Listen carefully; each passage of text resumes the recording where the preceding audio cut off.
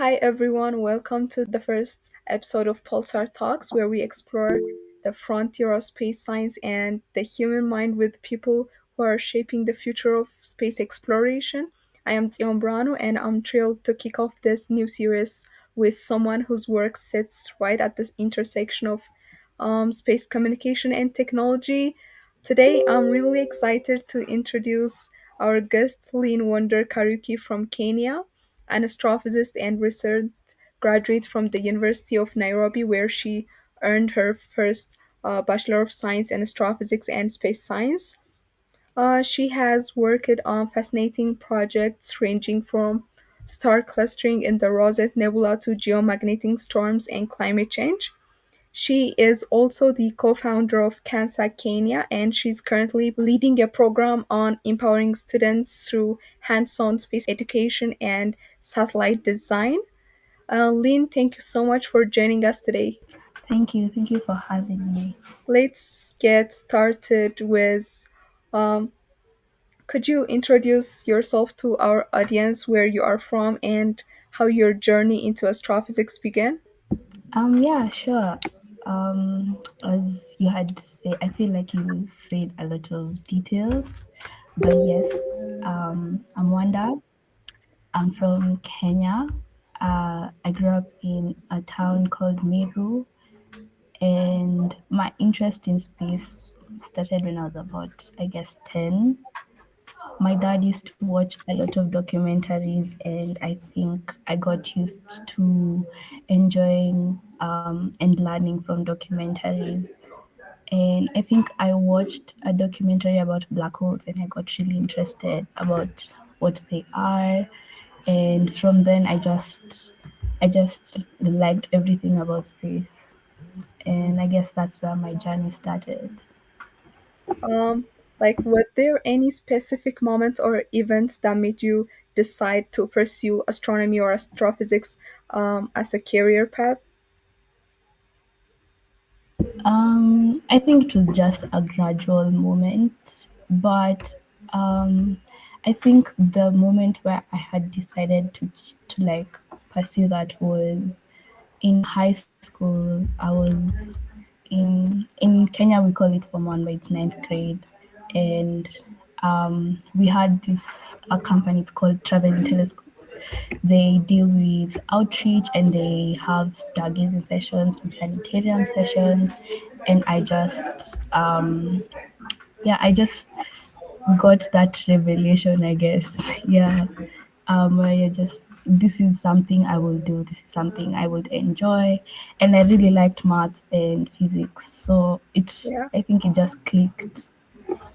Yeah. Um, what was it like studying a field that is still relatively new in many African universities?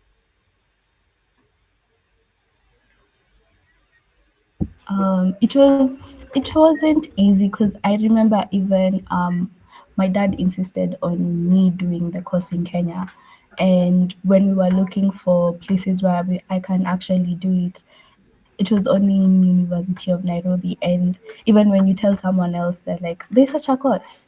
Even right now, even after you graduate, people still shocked by the idea that we still have that. And it's not easy considering we don't have enough resources. You find that some things that other people are exposed to, you're not exposed to. Like, we don't have Yeah. telescopes, we don't have optical telescopes. Even the radio telescopes that we have here aren't that advanced. So most of the things that you learn are very theoretical, and it becomes challenging when you're trying to now move to the practical side of it.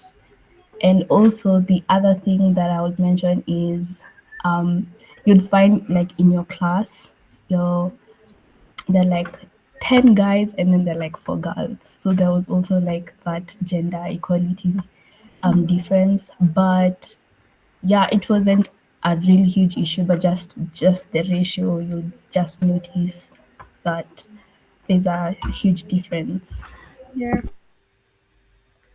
It's really sad to see that um, in this generation, even when the space sector is growing, many people are not getting the support and the space, the time to explore the space education, but I think with many programs and initiatives coming up, this problem will be solved.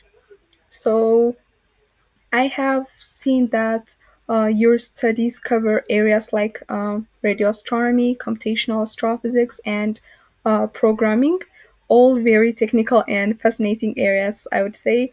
What courses or projects during your degree had the biggest impact on you?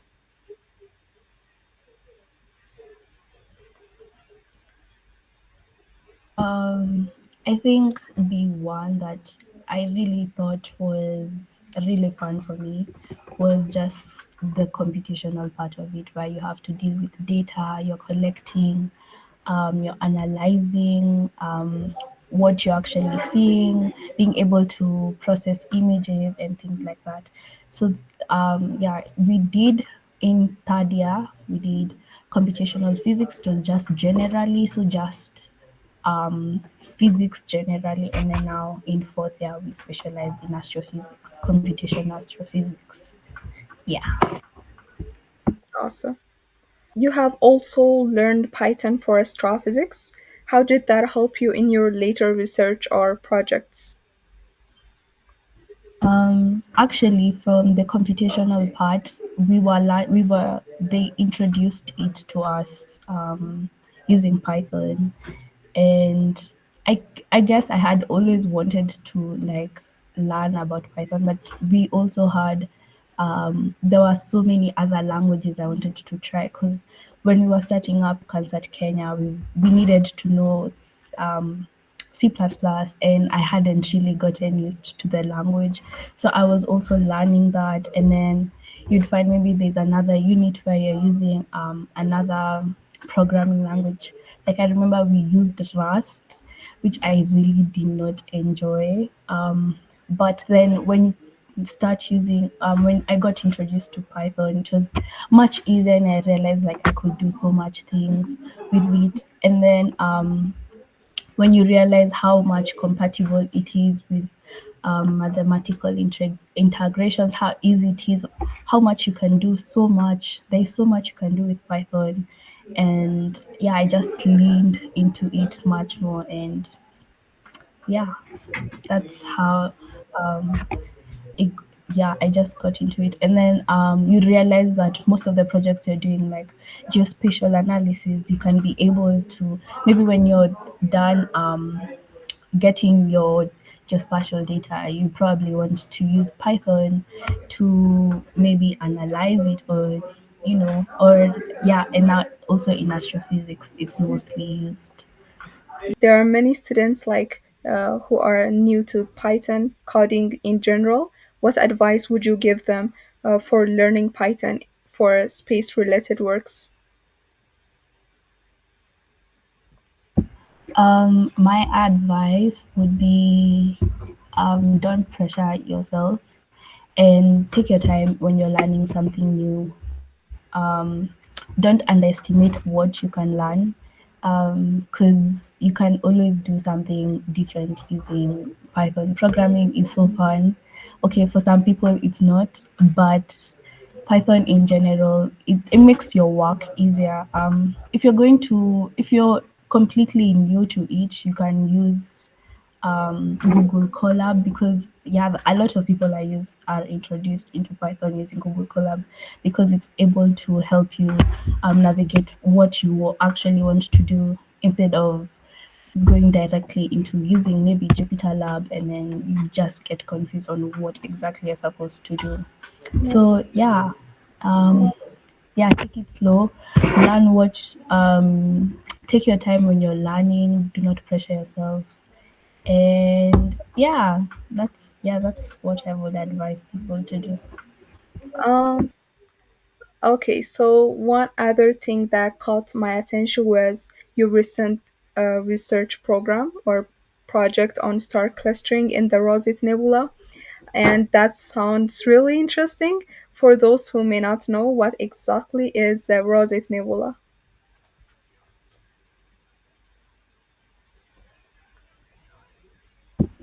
Yeah, so I was.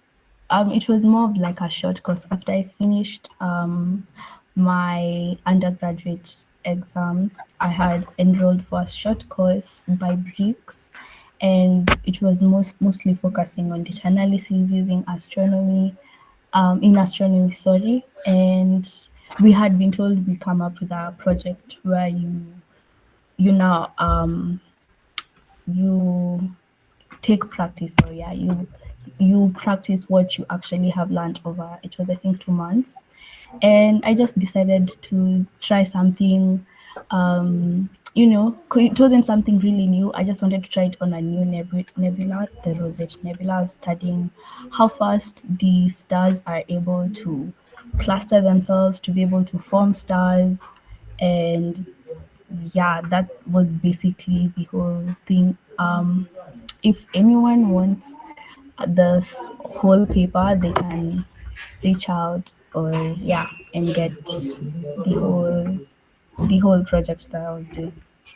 Okay, I will put your contact information uh, in the links. So, what was the main focus or goal of your research on it?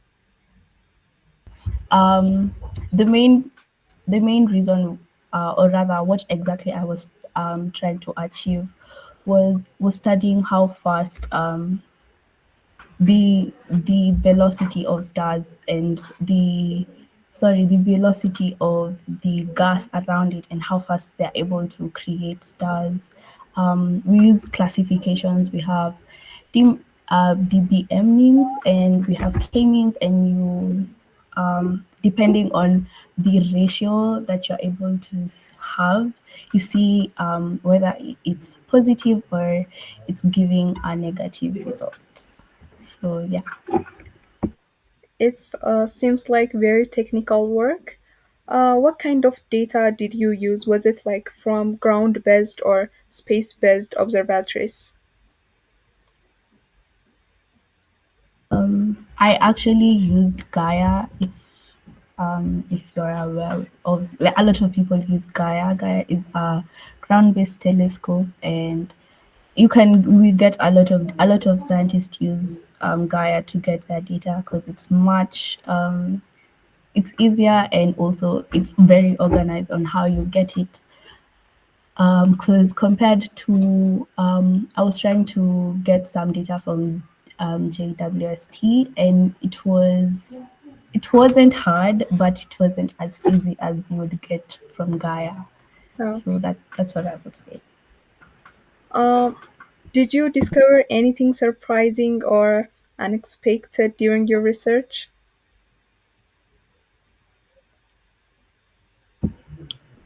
No, not really. It was more of like because also we had started the project in 3 weeks time. So I had 3 weeks to finish this project, and I just got a conclusion that was almost, I guess, predicted. I guess it was just more of a confirmation.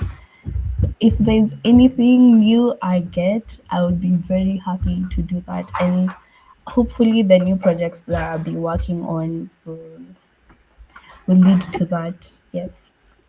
Well, are there any like new projects that I can actually take part in?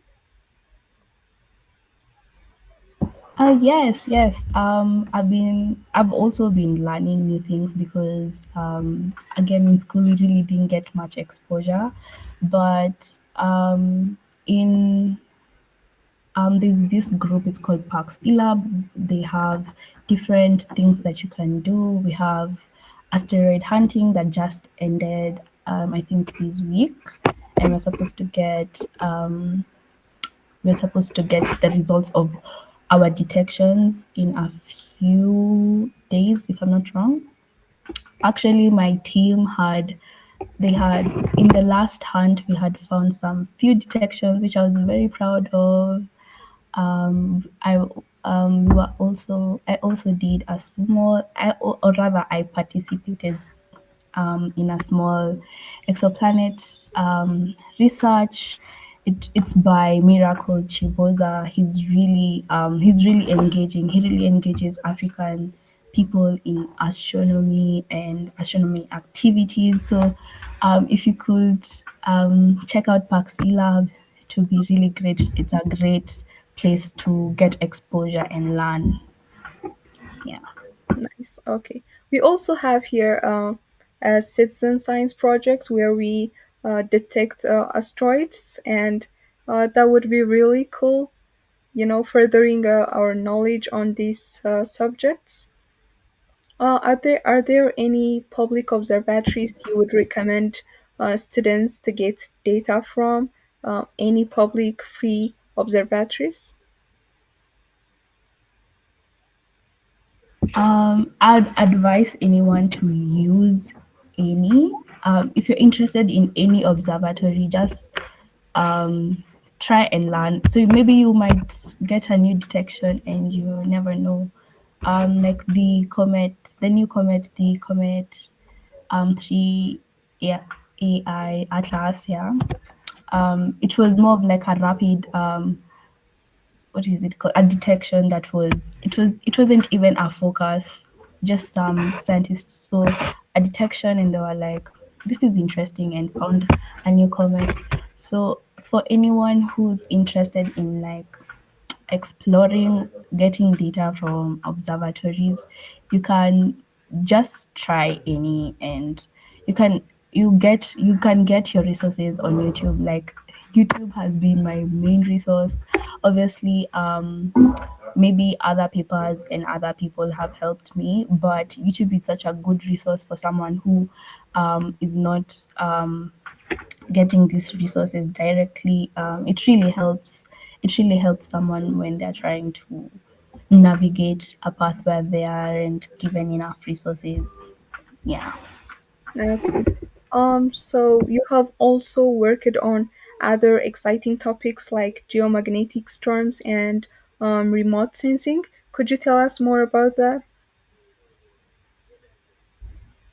Yeah, so for my undergraduate project, I was trying to figure out if the intensity of geomagnetic storms is affected by the solar flares or like the solar storms, and seeing if there's any change, a drastic change over the last 30 years. Yeah, because I started in 1989. In Okay. 1989, there was a huge geomagnetic um, storm that had like a huge impact on devices. I think there was even a time where it affected like banks, and it was really huge. So I was trying to see if there has been a huge change over the last few decades. That is really awesome. Beyond research, you also are doing amazing work in STEM education. You are the co founder of CanSat Kenya. Can you tell us a little bit about CanSat and its mission? Yeah, we started actually my friend Billy, he's also a co-founder. He came up with the idea, or rather he went for a forum and then he came back and told us there's this really great idea, and I think it will be really nice if we try to implement it in Kenya. And from then we just did it slowly by slowly. We started telling our ideas to people who might be interested in it, and they would give us a little funding. And then we participated even in hackathons, and eventually, I think earlier this year, we won a grant, Wow, and we thought that, yeah, and and we thought that this is a great opportunity to actually implement this. And I guess that was a really huge motivator for us to be able to make CanSat work. So basically, CanSat is a CanSized satellite that is launched, can be launched either using a drone or a air balloon or a rocket. So depending on what you want, you can launch it with either of the three options. And it's supposed to simulate a small space mission.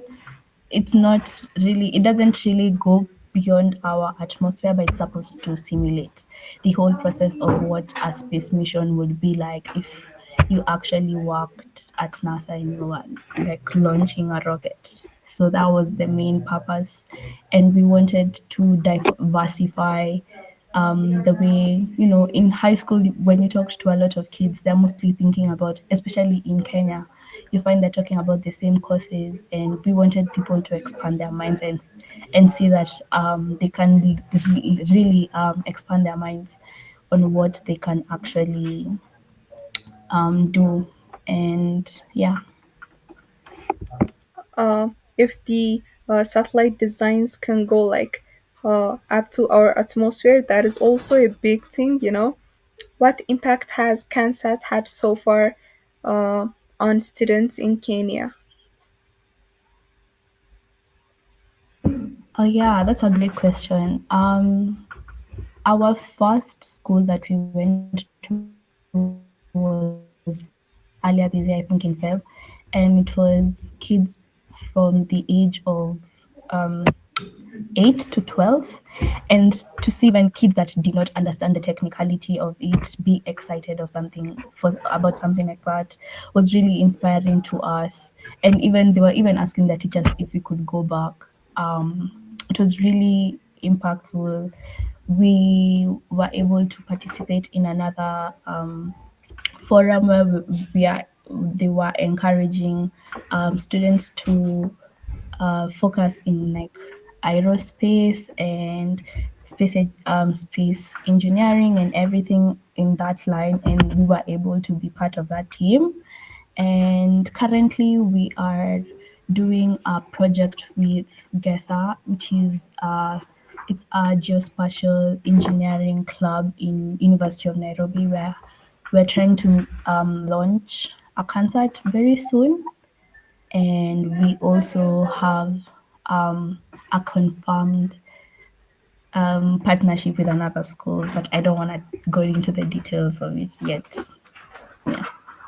Okay. The idea by itself is so creative, like trying to design a satellite or a drone from a can is really creative and unique, I would say. What were some challenges you faced when you and your team started this program? I think our main challenge, because we were university students, was obviously the capital. We're starting out a project that needs a little bit of funding, and us ourselves, we are university students trying to survive in a Kenyan uni. The other thing would be trying to convince people that space is actually important. Because if we look back at like the hackathon, it was like we felt like our idea is interesting, and a lot of people were telling us the same. But the fact that people still don't have faith in space investment, or they don't think it's that important, was a pretty hard thing to do. But eventually we found a way to get our audience, and we're trying to make the message about like space, especially space in Kenya, that it is important. It's interesting for us because if we could build a foundation where we have space scientists that are not imported from another country to make for us our own satellites, we can be able to come up with projects to solve issues in Kenya.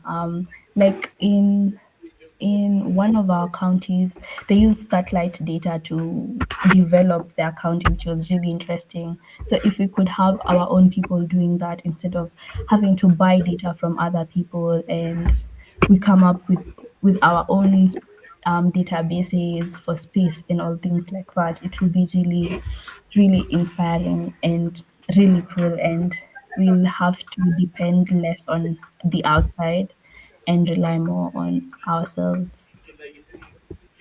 That is really awesome. I would like personally thank you for, taking the initiative to start something like that. It's not only about the hands-on experience students get, but also the idea that someone has of that space education is actually real. You know, it's really awesome. Thank you.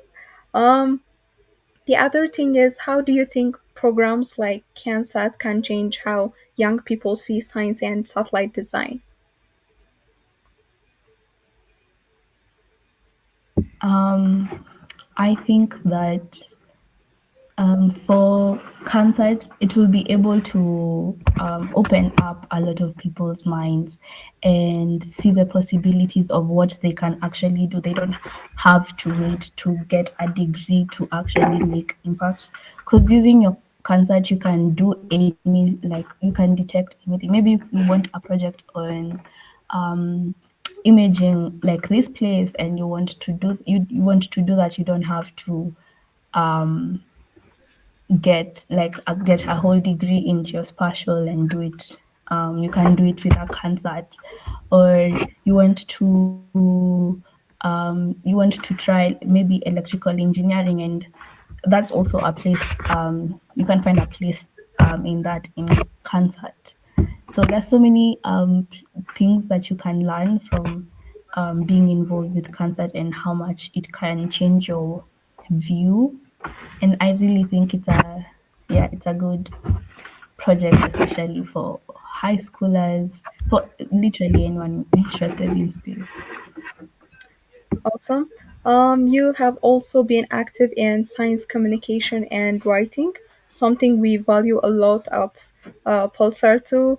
I don't think I mentioned this to our audiences, but Lynne Wonder is also part of the team who founded Pulsar Education. She is a founder and also a design lead here.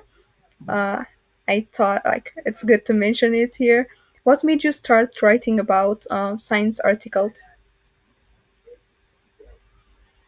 I think it's actually so funny because I I thought that there was so much miscommunication on what science was and what, especially in space, or what space is.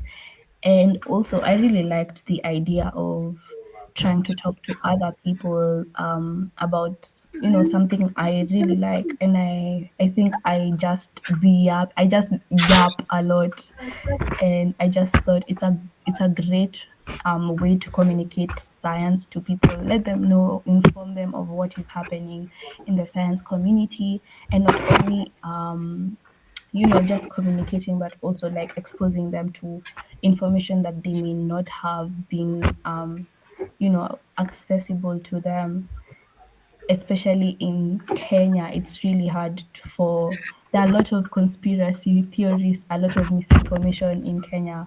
And so to be able to be part of the people who are trying to fight that is, I think it's really cool.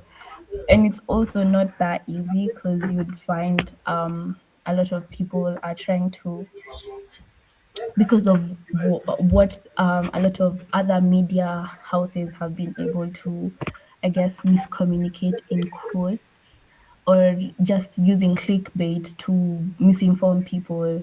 I think it's much easier to lead people to understand um, this is not how we communicate science. This is how we do it. And if you want to get more resources you can get from here, just help them figure out how to get the right, I guess, information. You also write about cultural astronomy. Could you explain what that means and why it's important in the space sector? Yes. Cultural astronomy is basically it's where you I guess intertwine the culture of what people believed about the skies, and what how they interpreted the skies in their daily lives, or in their social lives, economic, political, especially in Africa, I think we've lost a lot of our history, and trying to revert back using something like I'm interested in astronomy is really, I think it's really important to get in touch in ourselves like that. So trying to just understand how my people from the past used to, look at the sky and be like, wow, this is, it's during this time, like in my culture, in the Kikuyu culture, they'll look at the Milky Way, they'll see the Milky Way and they'll be like, oh, it's time for harvest, or it's time to plant black beans, things like that. Yeah. There'll be other communities like the Maasai, they'll see, let's say, like cereals, they'll be like, oh, now it's almost drought time, so we need to prepare ourselves, we need to be ready, or things like that. So it's really interesting to see how other people interpreted the skies, or even what they knew about the skies. Like in a region in northern Kenya, it's called Turkana. There's a pillar of stones that's aligned with constellations. They were able to even make aligned. So it's just really interesting to see how people even applied architecture in, yeah, using the sky. Yeah. I personally am proud of the way our ancestors in Africa explored the cosmos, the sky. They have really created the foundation for us to keep going in the our future explorations. Uh, the other thing that I have seen is you are also uh, passionate about astro-tourism. How does astro-tourism connect to the idea of cultural astronomy? Oh yeah, actually, currently where I am, I mostly now focus on astrotourism, which is now basically trying to convey space information to tourists around Kenya. We're specifically in Samburu, because in Samburu the skies are much darker, which is so much easier for people, for, or rather tourists, to be able to see the sky. There are so many things that I have seen even myself from here that I did not see maybe in like Nairobi, because there's so much light pollution. And I think astrotourism is like it's a good place to start communicating. It's a good place to, yeah, I think start is the best word. Yeah. Space education to people who aren't even familiar to space information. So you just give them something little that's from cultural astronomy, and maybe when they're at home they'll think about it, and then they'll start doing research and they'll explore into it more, or maybe they'll introduce their kids or their friends or their families. So yeah, I think astrotourism and cultural astronomy is a very good base, especially here in Africa. I think it's a really good foundation to start space outreach and space education. Yeah. Okay. Um, do you think storytelling helps people connect more deeply with science and space? Definitely. There's so many times we'll be talking about, or maybe giving just a story about maybe a certain community, and then someone just chips in and they'll be like, "Yeah, in my community, this is what they used to believe when they see this star," and then now they start asking new questions about maybe what that star means, or like they start asking scientific questions about that star, or maybe a planet. So I think it's a really good place to be able to bring in people to learn about space and space information. Yeah. You have explored so many aspects of space science, from research to outreach and to leadership. And for students who want to follow a similar path, what would you advise them to focus more on? I wouldn't really advise anyone to focus on a specific thing, but I would tell someone to, because I am also as young as everyone else. I'm also trying to find which is something that I would enjoy the most. But it's really good to explore every aspect of space so that you can be able to grow yourself professionally, to learn so much more about how all these sectors of space you're able to even practice a lot of sectors of space. You're able to expand your mind and you're learning more from other people, from other technicalities. You know, when you're maybe you're in let's say geospatial, you won't get the same issues as in radio, and you won't be able to handle them the same way you won't be able to communicate maybe radio astronomy and cultural astronomy to someone who's not new to it. So just whatever you find is interesting to you, pursue it. If you think everything, if you feel confused and you want to do everything until you find what is best for you. As long as you don't overwhelm yourself, you don't feel like you're pressuring yourself. Yeah, also take care of yourself, really take care of yourself, because this is also not, sometimes it can get a bit hectic for your own mental health. So yeah, take care of yourself and don't pressure yourself to find what you want. Yeah. Okay. Um, Looking ahead, what are your next goals and where do you see your journey in the space science sector heading? For me personally, I have always wanted to be at the forefront of representing space in Kenya and in Africa, and I just want to be part of that. I want to support and be there for every African in every possible way. A lot of the people who are coming up to be more of like a, I guess, like a stepping stone for other people to be like, yeah, this was done before, we can do it again and we can do it even better, and doesn't have to end with me. So yeah, that's, I guess that's my main goal. Thank you so much, Lean. This has been such an inspiring discussion. Thank you again for sharing your time and story journey with us today. It's been such an honor having you as our guest, as our first guest, and I can't wait to see what we can do together in Pulsar.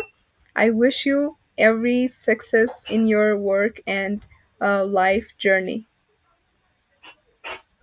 Thank you for having me, Sion. It was really fun talking to you, and I wish you all the best in, you know, going with Pulsar. It's a really good initiative, and I wish you all the best in inspiring other people, especially because you are young. I think this is such a great initiative. Even considering how other people may try to explore space on their own. Yeah. Thank you so much, Wonder. It means really a lot.